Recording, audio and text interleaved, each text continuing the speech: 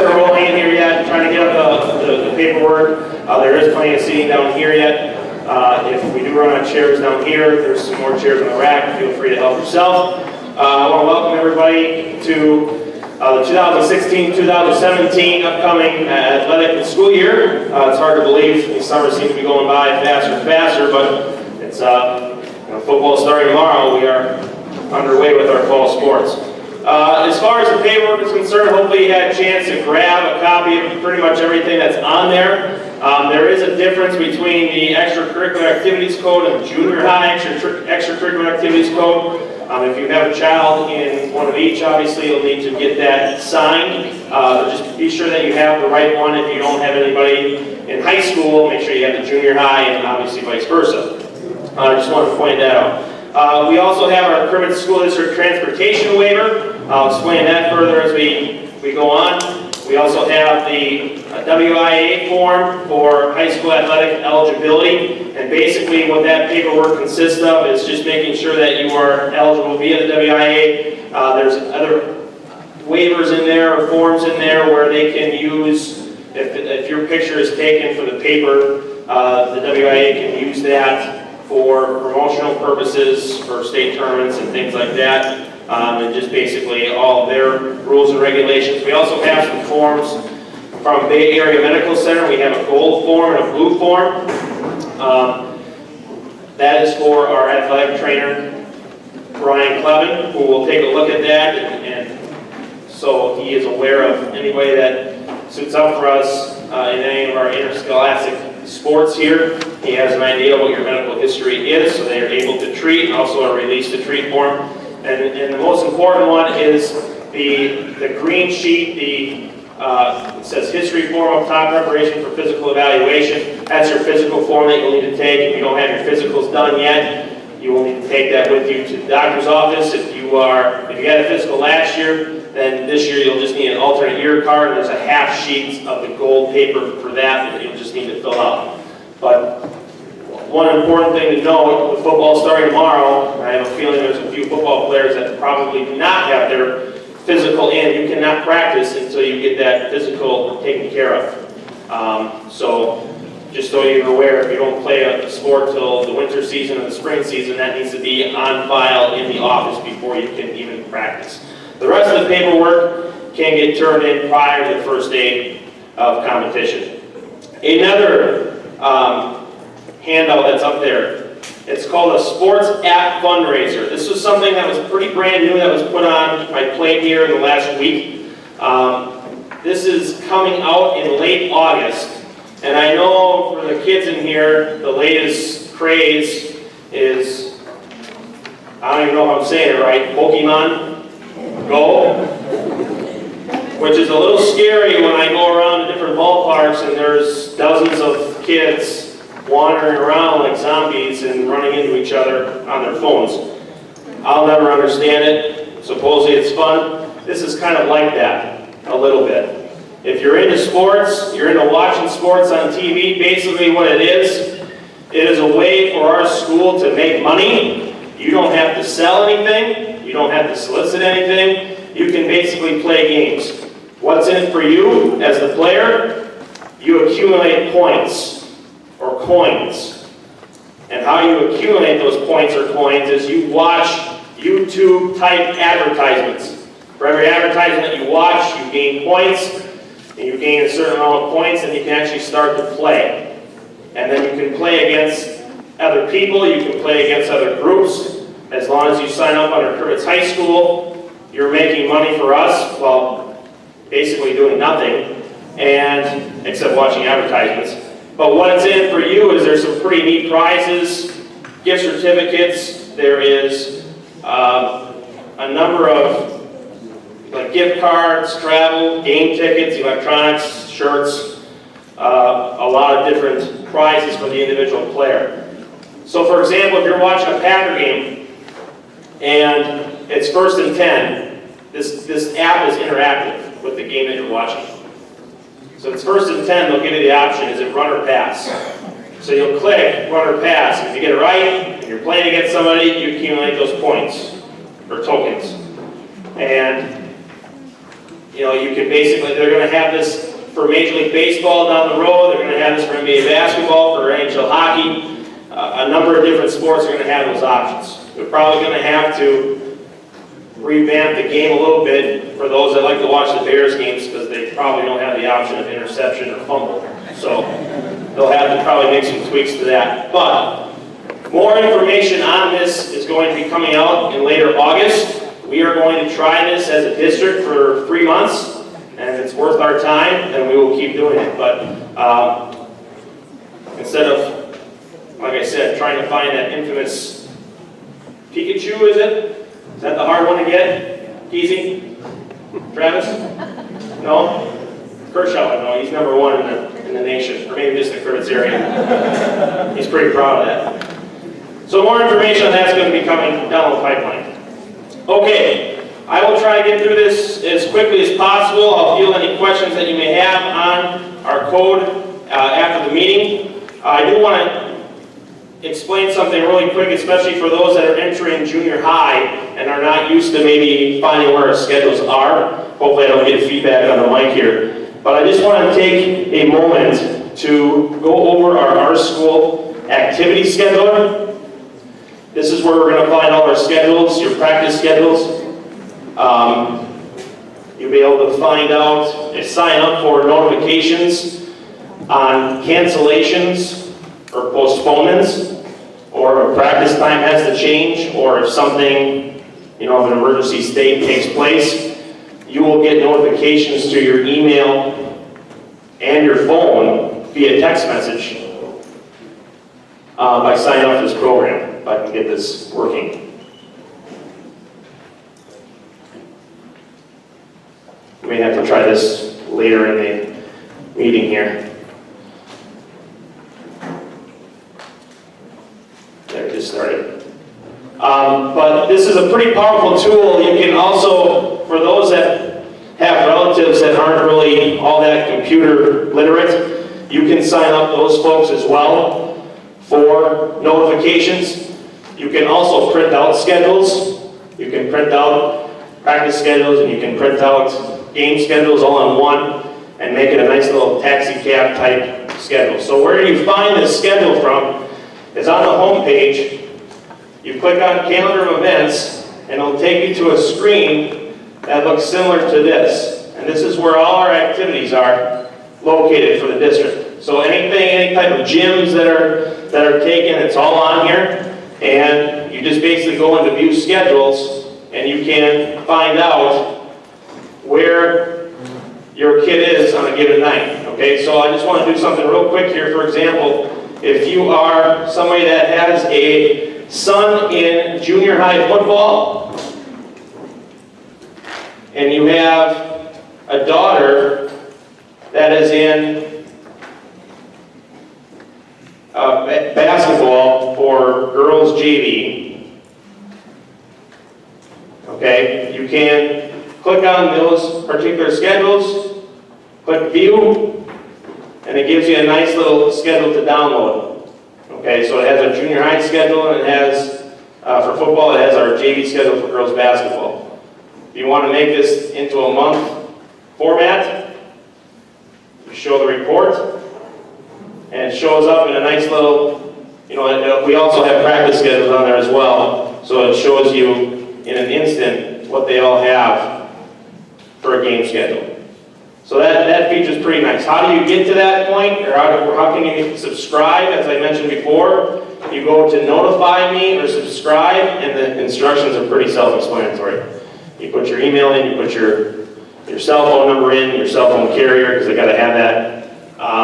But anything that gets changed, I will put that on our social media sites, and I will also put that on our school, so hopefully everybody stays in the know. And most importantly, it's going to save our office secretaries a lot of headaches and a lot of phone calls. Okay? So, how to get to our Facebook and Twitter pages, our social media pages. I'm not into Snapchat or Instagram, so we're limited to Facebook and Twitter. But if you go on the WIA website and search for Crivets High School, it's all right here. Okay, so you can click on the Twitter page, and we'll have information put up there, and also our Facebook page.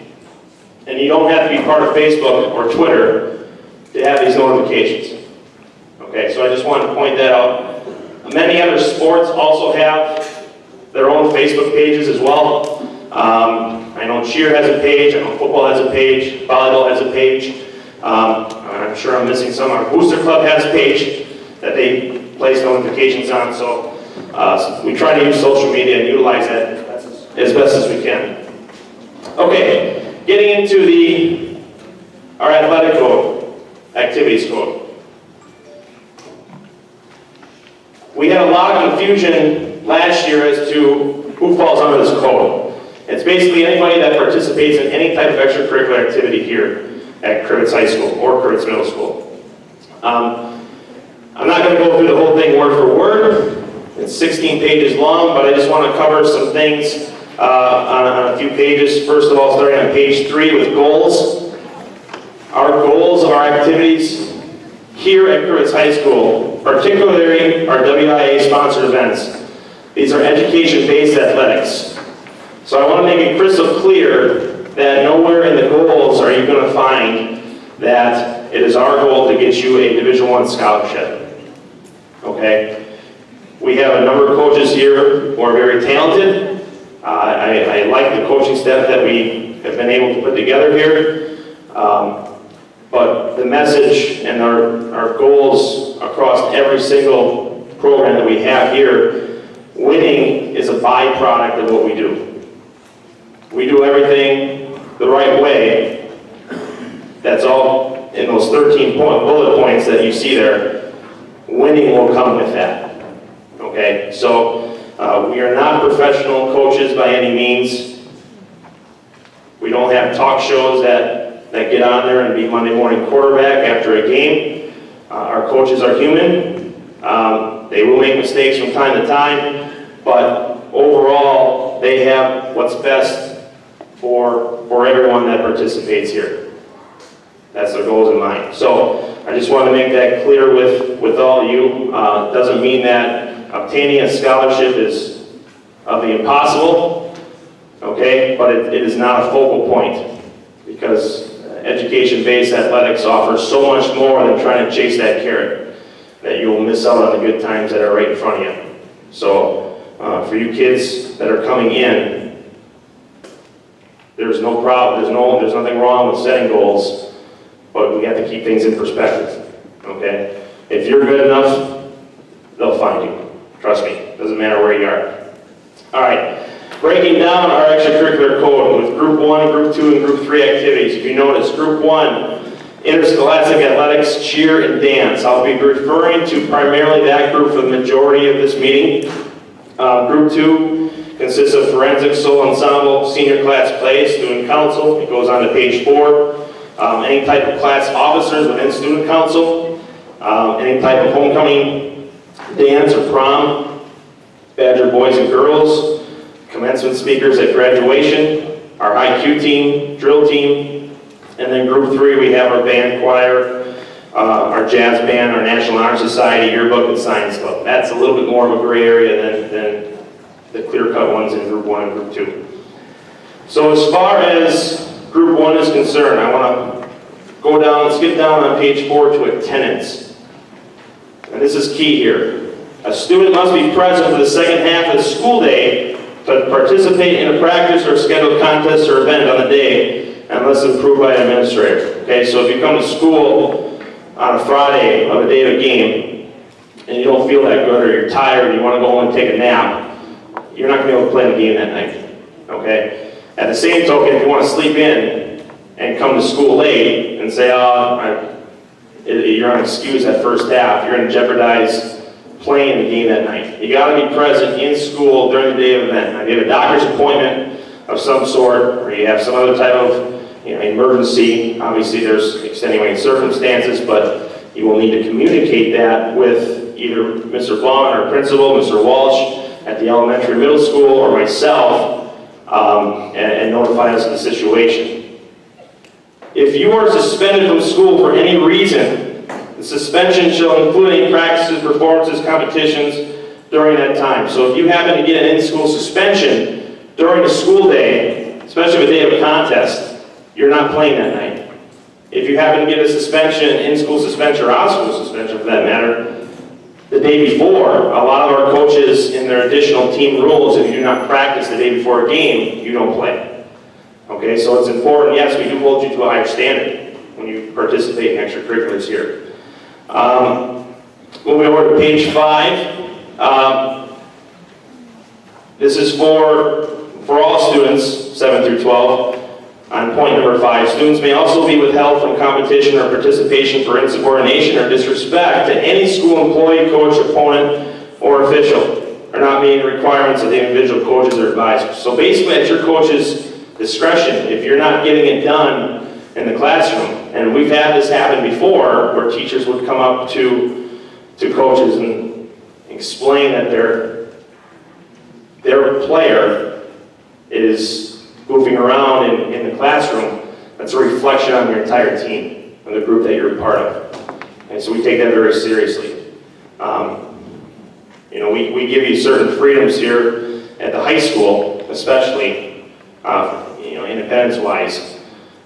But if you abuse those, the consequences are a bit severe. And usually, it always winds up that the person that does commit something like that, they're not aware that that could be the case. It's in the code here, and this is the reason why we do have these meetings now every year. As far as participation limitations, leading the team in lettering, we do have a policy here at the high school where you can participate in more than one sport at a time. That primarily takes place during the spring season when we have a lot more sports.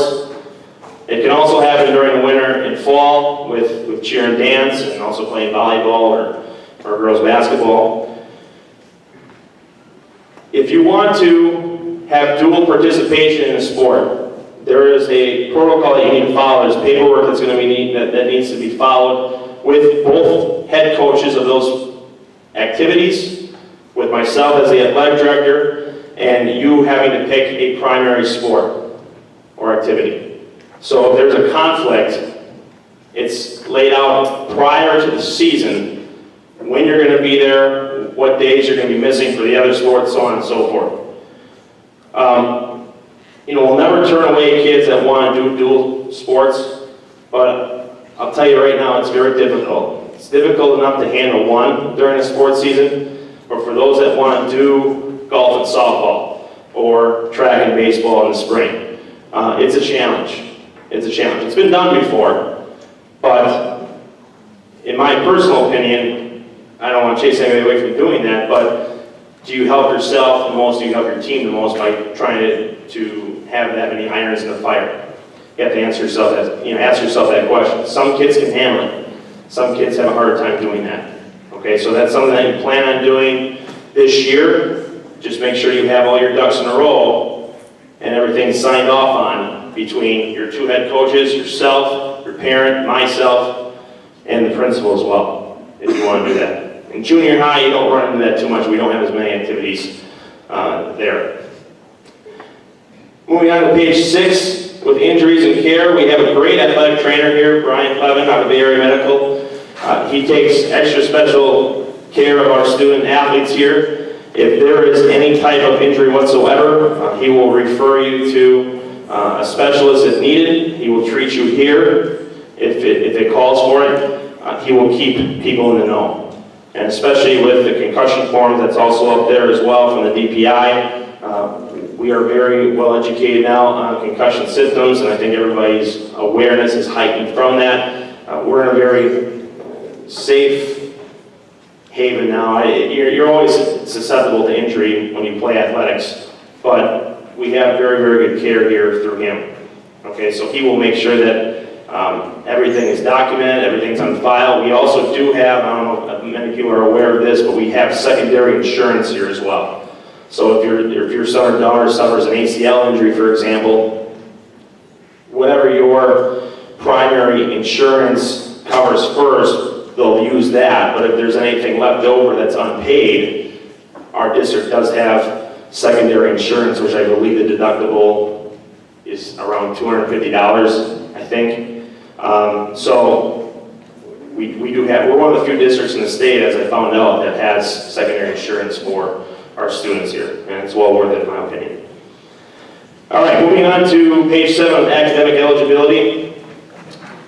For those, the FLS I noticed coming into the high school this year is pretty big. There's a lot of names on there. So what that means, for those that are academically ineligible to start the school year, since school's not in session yet and many of our sports start before school starts, for football, for example, our third varsity game is the first day of school, okay? So it's 21 days, 3 full weeks, or 15 school days, whichever comes first. At that point in time, at the high school level, I'm talking about the high school level here, if you are on that F list, there's 21 days from the time of our first game until that grade checkpoint, or like I said, 15 school days. At which time you will have to go around to your teachers and fill out a form that you'll get from the high school office, and they will sign off on every single one of your classes. If you are passing, you will give that to your coach will give that to me. And then obviously you'll be eligible then for the remainder of the quarter. For middle school, we do it a little bit different down there. It's basically the same F policy that we had in the past. If at any point in time you are getting an F in any of your classes, you are ineligible until you get that F up. And the reason why we haven't changed is because the junior high seasons are shorter than that of high schools. And keeping those kids on track down at those levels is critical. It's critical at the high school here too, but at least at the high school, you have to obtain credits to graduate. So we have that teeth as far as the academics are concerned. And that goes, same thing applies for those 8th graders moving into 9th grade. If you're on the F list, it applies to your high school. So you'll be ineligible, academically ineligible until 15 school days or 21 days from the first time, the first day of the competition, if you're playing a fall sport. Now, some of the seasons fall on a certain, where the quarter ends and you're getting a failing grade, that may be tournament time. Or that may be the start of the season, or the middle of the season in a high school, depending upon what you're doing. Okay, so it's important to keep that up. So any F, whether it be the quarter or the semester in high school, you'd be academically ineligible. Moving on to page 8, the principles and philosophies of alcohol, tobacco, and controlled substance violations. Bottom line, I'll have you guys read that for yourselves. I'm not going to go through and scold. You shouldn't drink, you shouldn't do drugs. Yes, you should not do that. Of course not. I'm not going to be up here being a parent in that regard. But you guys, I will say this, you guys are the leaders of our future leaders of our community. And you are set to a higher standard. That's the way life goes. And so if you abuse that in any way, that will be a code violation. You're representing our high school, you're representing our community, we take that very seriously. My advice to you is if you have friends that do that, find new friends. That's my advice to you. In high school, the violations are cumulative. In middle school, if you happen to get violations for drugs and alcohol, they will be cumulative during your junior high years only. You will start over as a freshman. If somebody is running into some social issues as a 7th or 8th grader, and they clean their act up and make a mistake in high school, they could essentially be done for their high school career if we made that cumulative 7 through 12. So the reason why we put that in for junior high, so we have obviously consistency and uniformity along the board, across the board anyway, for our junior high athletics. But in high school, if you get a violation your freshman year, that's 25% of the season if you're in a Group 1 activity that you have to sit out. If there's 22 games in a JV basketball season, that accumulates to about 4.25 contests, which we would round up to 5. So you would have a 5-game suspension for your first violation. If you self-report before the school personnel finds out about it, it'll get dropped to 10%. However, if you happen to get a ticket, a drinking ticket, a smoking ticket by law enforcement, you cannot self-report under those circumstances. If you happen to get a second violation within the same school year, you will be sitting out a calendar year. Okay, but if you happen to get a second violation during, let's say, your sophomore year, you'll sit out 50% of the season. And if you happen to get a third one, it's basically a 3 strikes and you're out policy. The only way you could possibly get a 4th violation is if you have your first violation at 25% and you agree to a drug and alcohol assessment program, which runs probably about $350 to the county. You bring that paperwork in, your suspension will get dropped to 10%. And then that you would be, over time, be able to get a 4th violation before you're kicked off your career. Hopefully we don't ever get to that. Any type of co-curricular violations is a athletic director's worst nightmare. Nobody wants to do it. Nobody in my shoes across the state, of the 500 and some schools that are in Wisconsin, they say that they enjoy handing out activities code violations. Okay? So you make my job a lot easier if you guys can keep your noses clean, at least till you graduate. Also as well, I want to point out on page 9 on number 7, if anybody is reporting a violation, you must put the allegations in writing. Allegations cannot be based on hearsay. Pictures of students involved in activities which violate the extracurricular activities code should also be signed unless deemed acceptable proof by myself.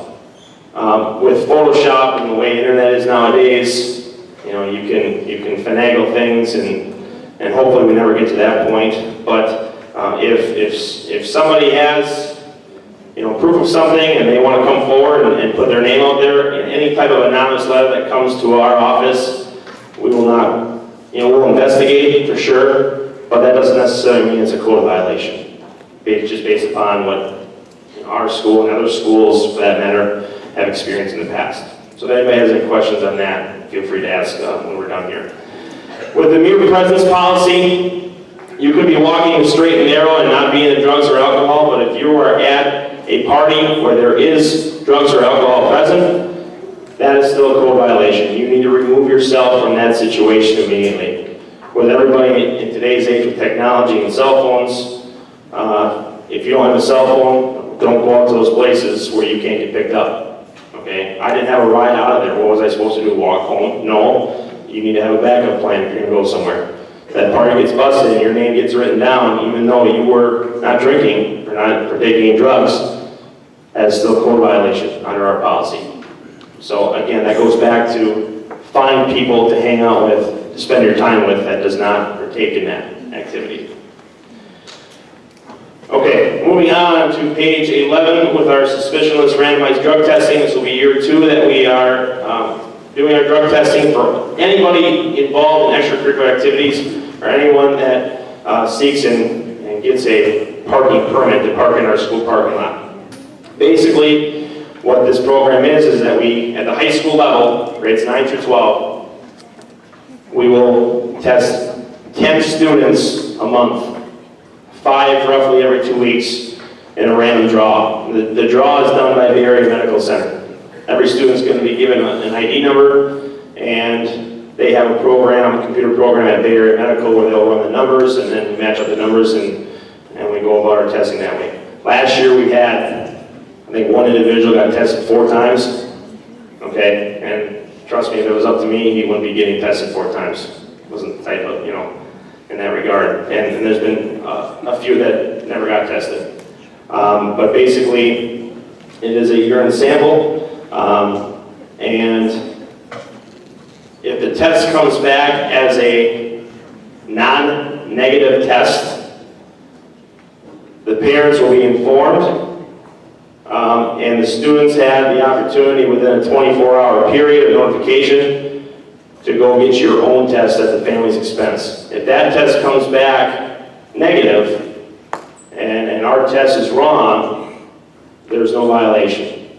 And during that time period, if you do appeal a drug test, you are not, for this particular situation, you are not suspended until that test comes back. Okay, I think it takes like, they send a lab down in Alabama, I believe, to get it tested, so it may take a week to get those results back. But you'll have 24 hours to go to your own family physician. If it comes back as a negative test, the school will reimburse you for for the test that you had to take at the doctor's office.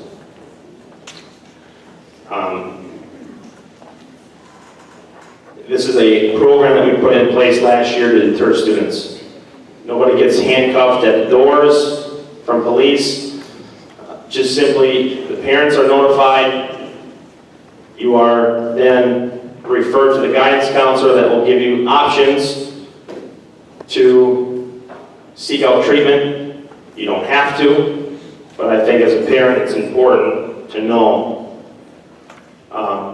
if in fact your son or daughter is taking that path, and hopefully we can get them back on the right path.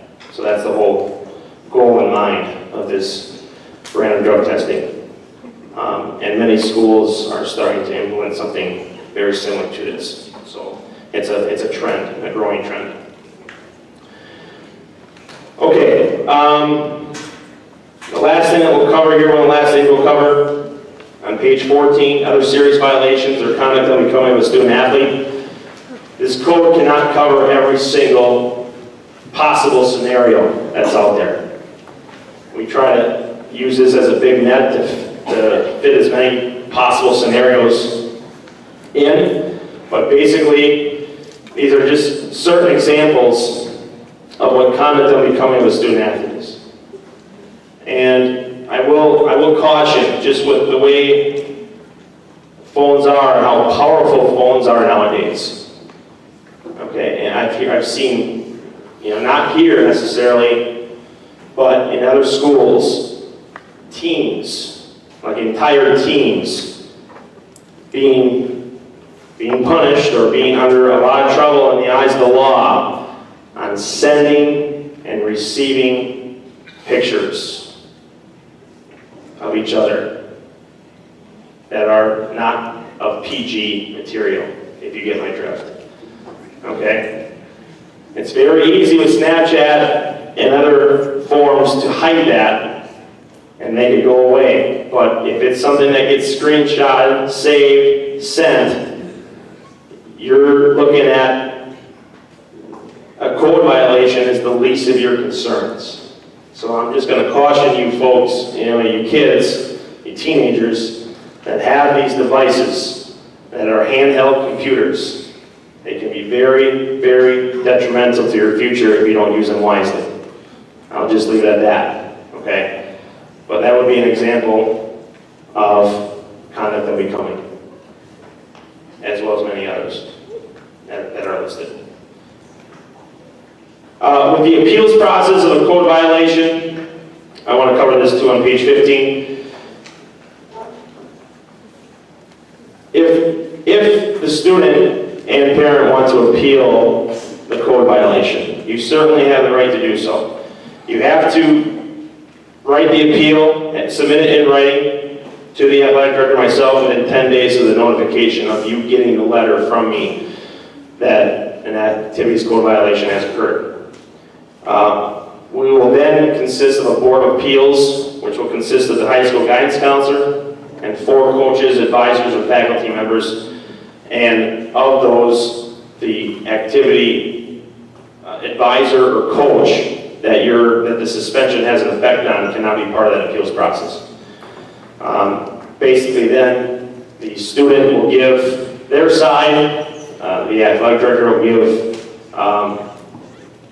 the investigative side, and the Board of Appeals will make a decision. And it ends there. So the Board of Appeals will make the final decision on suspension based on the evidence presented at the hearing. So you can read for yourself. If you have any questions on that process, just let me know. Last thing we will cover is the activity fee. We implemented this last year for grades 9 through 12. We are going to implement it now for grades 7 through 12. Each family will be required to pay a $100 activity fee. So if you have 3 or 4 kids in activities in grades 7 through 12, it costs $100. If you have one person, $100 in extracurriculars, in group 1 activities only. This is WIA sponsored athletics, cheer and dance. For those activities only, it's $100. You may gain that $100 back, earn that $100 back by working a minimum of 4 events for their Wolverine Sports Boosters, which means, this was confused, hopefully we can clear this up as well. If it can be the student, it can be the parent or parents, it can be brothers or sisters, as long as they're of age. It can be aunts or uncles, or a designee of the family, whoever. You need to fill 4 time slots. So if you have 2 kids and there's 2 parents, all 4 of you can sign up if it's open on a particular night. Those are the 4 times. Okay? Or you can work 4 different nights flying solo. It's up to you. It's not a lot to ask for. It definitely helped alleviate the pressures in the concession stands last year, in which we had a hard time finding workers. But at the end of the day, I think there was 45 families that didn't reach the 4. Okay, so there's plenty of opportunities to work, for sure. We have in the back, we have Brenda Long, if you can, she's in the back here. She has a sign-up sheet. We are going to do the old-fashioned pen and paper way. She has all the events listed. You can sign up for some tonight, or you can contact her at any point in time during the year and ask her when you can work, when the openings are. She will communicate that with you.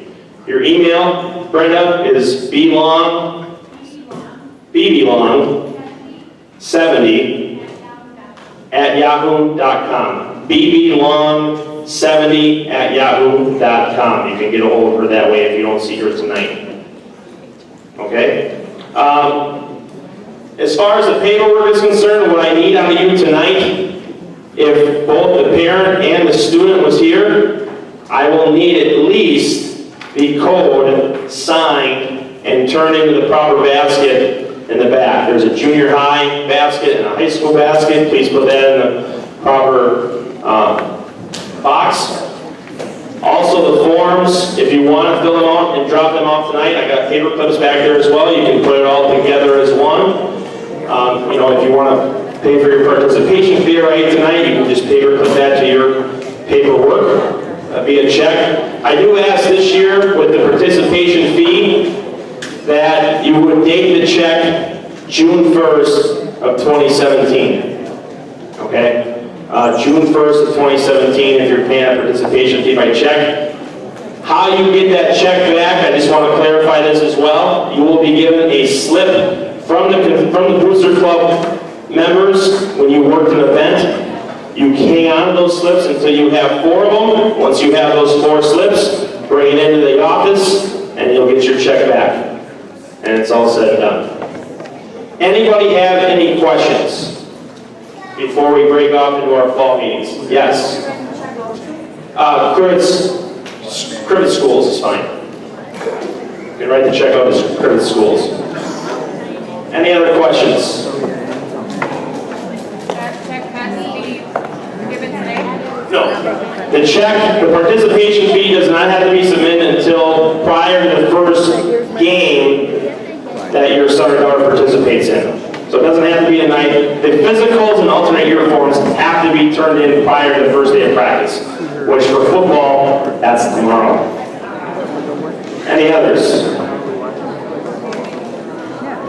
If not, I want to thank you for coming. If you are still